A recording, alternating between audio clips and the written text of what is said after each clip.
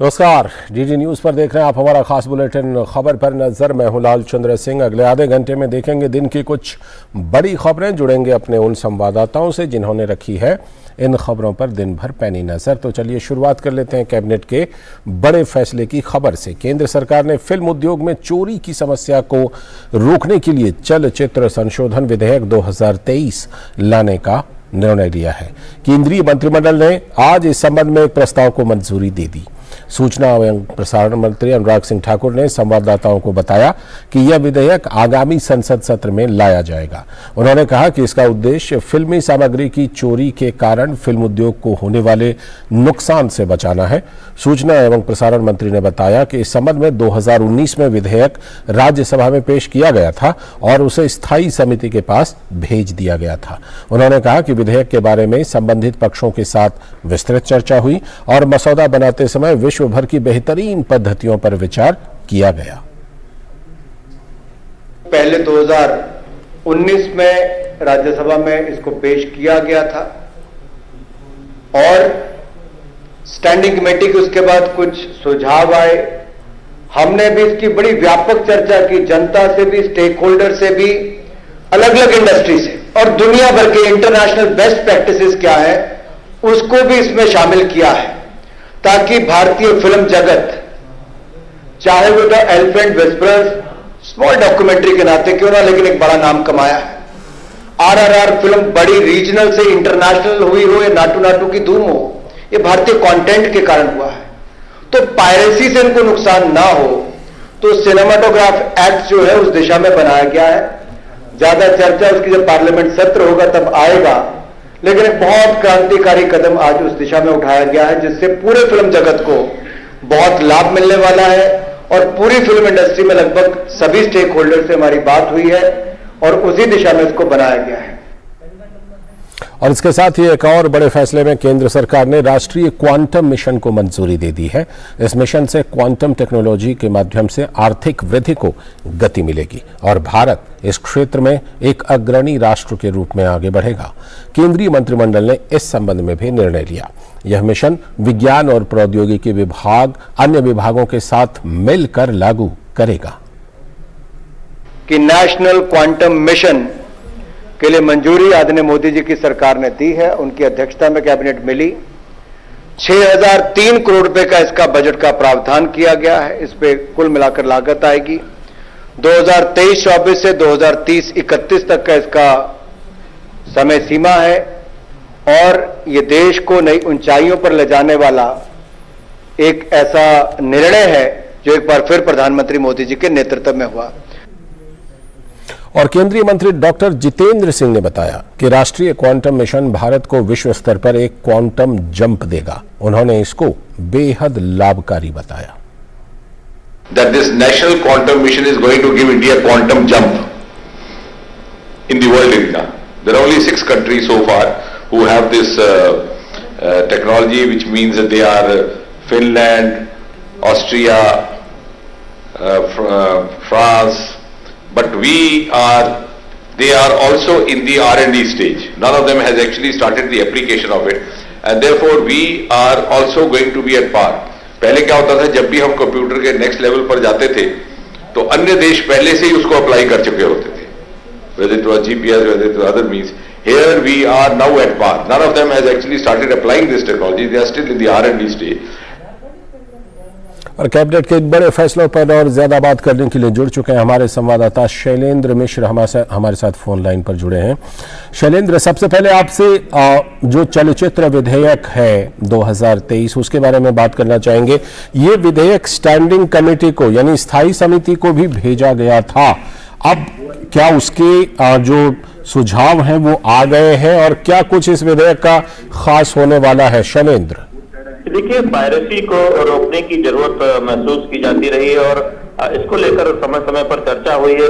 ये एक नया विधेयक होगा जिसमें तमाम जो मांगे थी फिल्म उद्योग जगत की और तमाम मनोरंजन जगत की, उसमें इस पर विचार विमर्श करके व्यापक तौर पर इस विधेयक को अगले संसद के सत्र में लाया जाएगा। निश्चित तौर पर जब पुराना विधेयक आया था, हमने देखा कि उसमें उसे समिति को भेजा गया था, तब तमाम ये उस वक्त चर्चा में बात कही गई थी कि एक ऐसा बिल आना चाहिए, उसके एक ऐसे प्रावधान होने चाहिए जिससे जो भविष्य की भी चिंताएं हैं पायरेसी को लेकर वो दूर किए जा सके। क्योंकि हम जानते हैं कि भारतीय मनोरंजन जगत बहुत तेजी से आगे बढ़ रहा है और भारत का जो कंटेंट है वो हम देख रहे हैं कि दुनिया में छाता जा रहा है। तो ऐसे में पायरेसी ना हो, इसका नुकसान ना हो भारतीय मनोरंजन जगत को, फिल्म जगत को, इसको लेकर भारतीय कलाकारों की तरफ से, निर्माताओं की तरफ से मांग होती रही थी। तो सभी पक्षों से विचार विमर्श करके एक व्यापक मसौदा तैयार किया गया है और उसकी जो विस्तार से बातें होंगी, जब ये विधेयक पेश किया जाएगा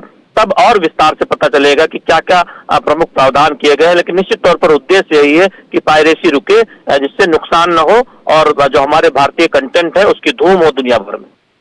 दूसरा बड़ा फैसला है वो जो राष्ट्रीय क्वांटम मिशन से जुड़ा हुआ फैसला है।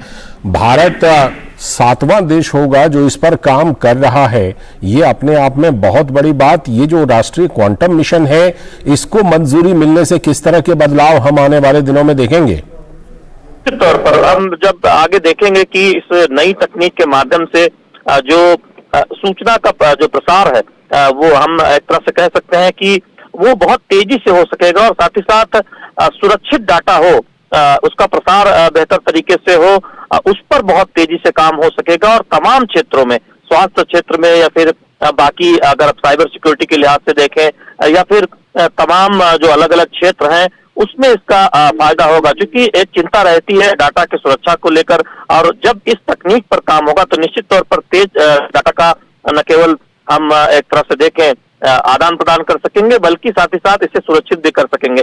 तो भारत ने इस रिसर्च में बहुत काम किया हुआ है और हम जानते हैं कि 6 ऐसे चुनिंदा देश अभी तक हैं। तो भारत ऐसा 7वां चुनिंदा देश हो जाएगा जब इस क्वांटम तकनीक पर हम काम करेंगे भविष्य में। तो निश्चित तौर पर आज उस दिशा में एक बहुत महत्वपूर्ण फैसला किया गया है। जी बिल्कुल, दुनिया के जो अग्रणी देश हैं उसमें हम पहले भी अपना स्थान बनाते रहे और अब इस मिशन के गठन के बाद, इस मिशन को मंजूरी के बाद इस क्षेत्र में भी भारत उन देशों में, गिने चुने देशों में शामिल हो जाएगा। बहुत बहुत शुक्रिया शैलेंद्र, जुड़ने के लिए, कैबिनेट के इन 2 बड़े फैसलों पर विस्तार से जानकारी देने के लिए। और अब बात करते हैं कर्नाटक के विधानसभा चुनाव के रण की।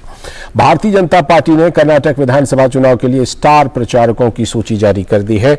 इस लिस्ट में प्रधानमंत्री नरेंद्र मोदी, राष्ट्रीय अध्यक्ष जेपी नड्डा, राजनाथ सिंह और अमित शाह सहित 40 लोग शामिल हैं जो राज्य में चुनाव प्रचार करेंगे। और कांग्रेस ने कर्नाटक विधानसभा चुनाव के लिए 7 और उम्मीदवारों की घोषणा कर दी है। इस तरह पार्टी ने अब तक 224 विधानसभा क्षेत्रों में से 216 के लिए अपने उम्मीदवार उतार दिए हैं। ताजा सूची में बीजेपी छोड़कर आए पूर्व मुख्यमंत्री जगदीश शेट्टार का नाम भी शामिल है। उन्हें हुबली धारवाड़ सेंट्रल से टिकट दिया गया है। शेट्टार ने टिकट न मिलने पर भाजपा का दामन छोड़ दिया था और कांग्रेस का हाथ थाम लिया था। इसके अलावा शेखगांव से मोहम्मद यूसुफ साबनूर को मैदान में उतारा गया है। यहां उनका मुकाबला मुख्यमंत्री बसवराज बोम्मई से होगा। कांग्रेस ने चिकमंगलूर से कांग्रेस के HD थमैया को टिकट दिया है। वर्तमान में इस सीट से भाजपा के महासचिव CT रवि विधायक हैं।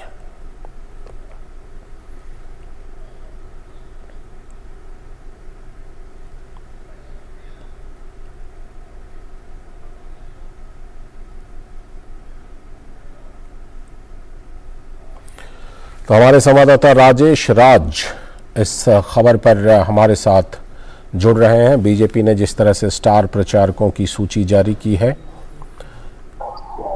राजेश आप तक आवाज आ रही है? जी जी बिल्कुल बिल्कुल। हाँ राजेश, जिस तरह से कि भारतीय जनता पार्टी ने 40 स्टार प्रचारकों की सूची जारी की है, प्रधानमंत्री नरेंद्र मोदी का नाम, कई बड़े केंद्रीय मंत्रियों का नाम, यूपी के मुख्यमंत्री योगी आदित्यनाथ के अलावा कई राज्यों के मुख्यमंत्री हैं। भारतीय जनता पार्टी की पूरी कोशिश कि ये वहां पर भारतीय जनता पार्टी जो सत्ता विरोधी लहर कहते हैं उसको बिल्कुल खत्म करके और दोबारा सत्ता में वापस आए, इसके लिए एक और बड़ी कोशिश भारतीय जनता पार्टी की। राजेश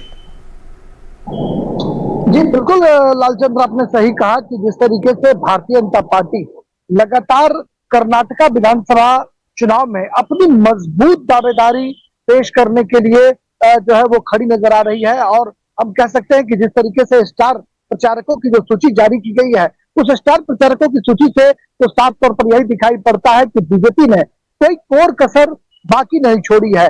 कोई ऐसा प्रांत नहीं है जहां पर कि भारतीय जनता पार्टी की सत्ता हो और वहां से कोई स्टार प्रचारक जो है वो इस सूची में ना हो।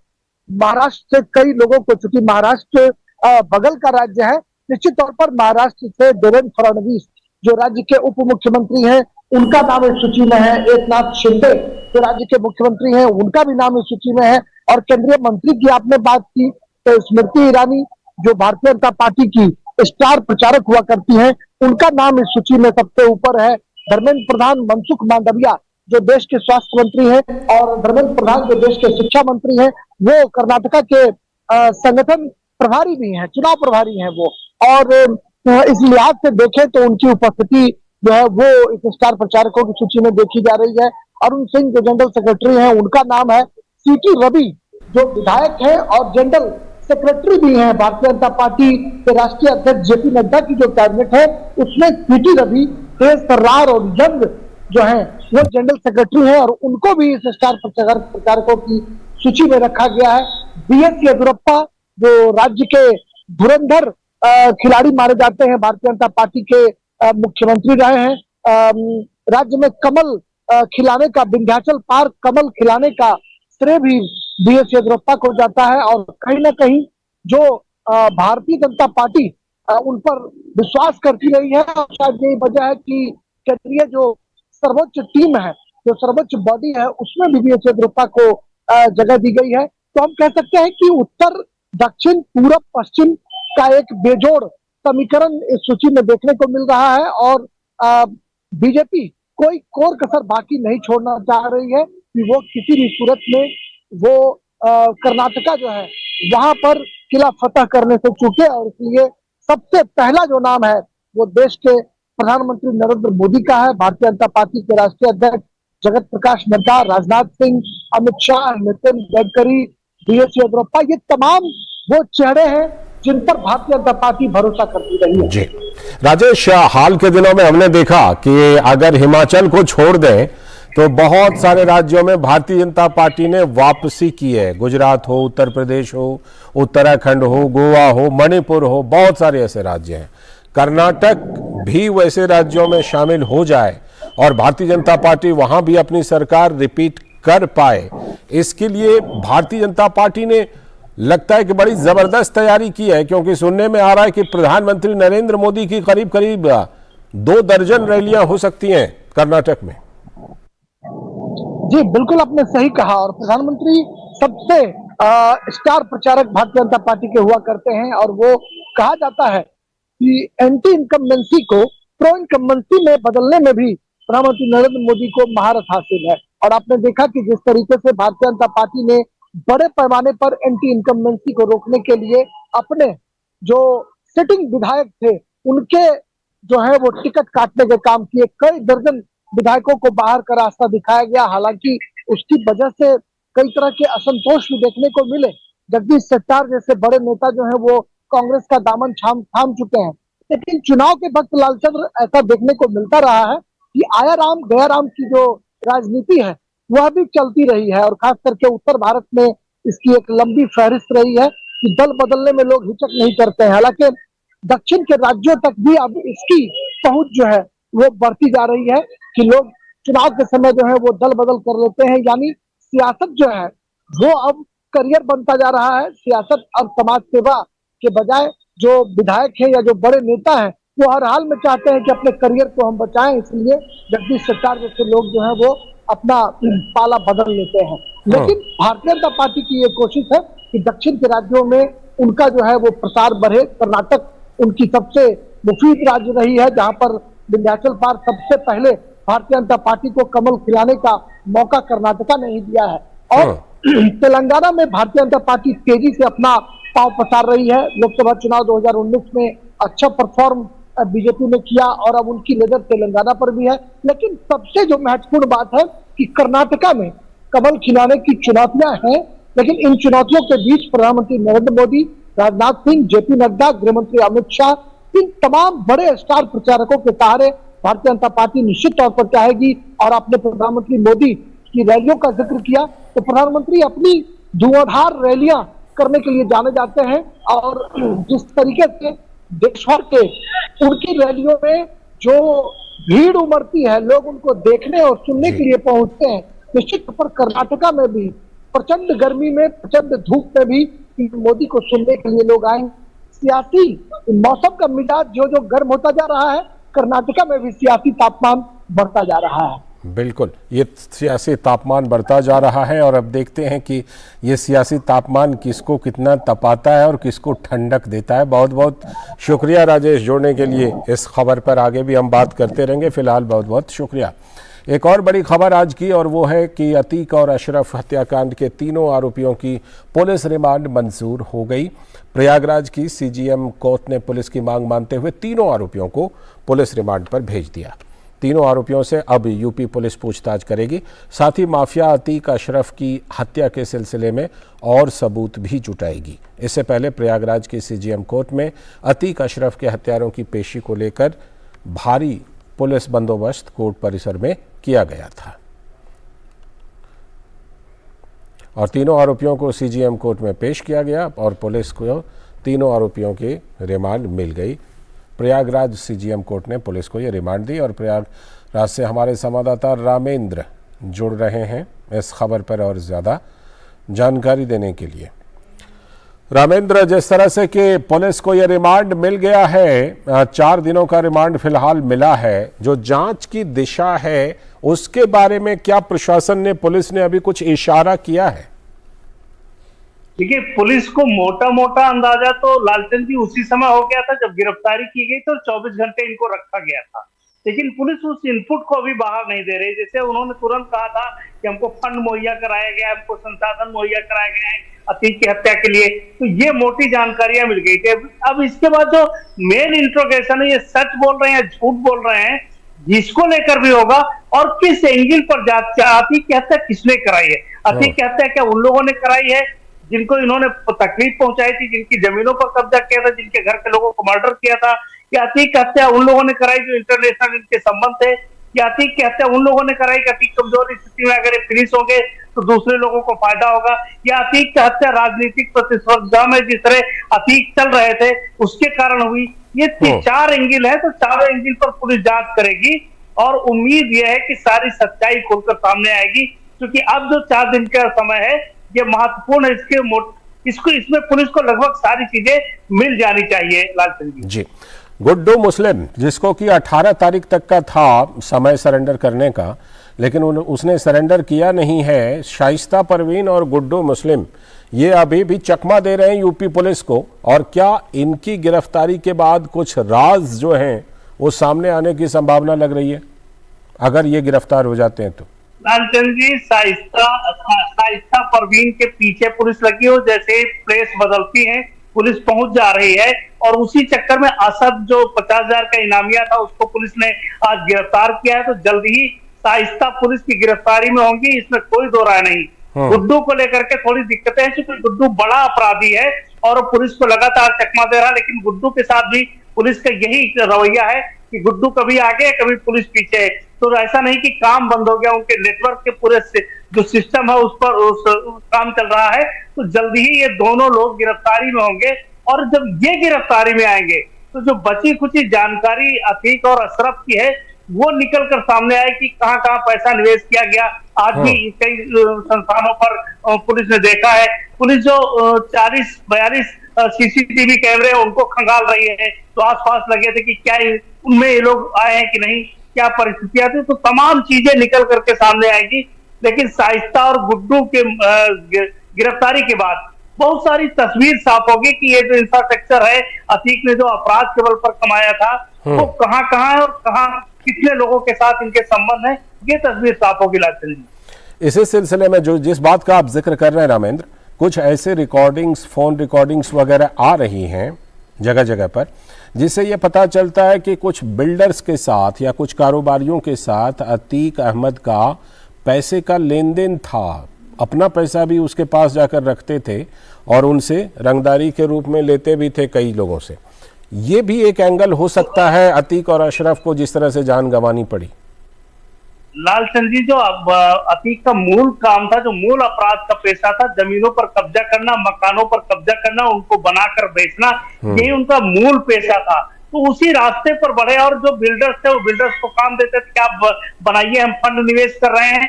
तो ये बड़ा नेक्सस है, प्रयागराज से लखनऊ तक पूरा नेक्सस काम कर रहा है। और अतीक का जो पैसा था इसी में निवेश होता था, अतीक जमीनें उपलब्ध कराते थे, गुंडई की बदौलत, अपराध की बदौलत मर्डर करके लोगों को पूरी तरीके से पता ही नहीं लगता था कहां चले गए, व्यक्ति खोजा जा रहा और वो गायब हो गया, अब उनकी जमीनों पर कब्जा कर लेते थे। तो ये जो सिस्टम है, फंड तो यही निवेश है अतीक का। अब वो कहां है, शाइस्ता और गुड्डू के वहां आने के बाद ये चीजें खुलेंगी। और ये भी मर्डर का एक कारण हो सकता है कि जिनके पास पैसे हैं, क्या वो अतीक परिवार को वापस करेंगे?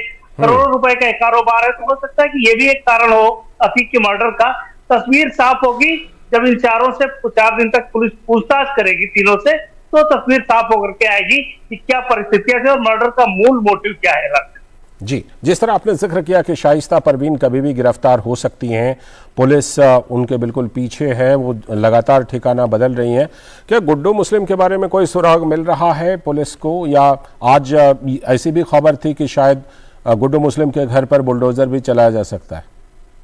देखिए, गुड्डू मुस्लिम का जो घर है उनपे तीनों नोटिस चिपका दी गई और 18 तक के कहा गया था कि अगर ये मकान निर्माण ठीक से किया गया तो आप इसको पेपर दिखाइए, अगर पेपर नहीं दिखा सकते हैं तो उसको स्वयं तोड़ दीजिए। तो दोनों परिस्थितियों में वो मकान टूटने की स्थिति में, उसमें पीडी आज कार्रवाई करे, कल करे, परसों करे, उस मकान को टूटना है।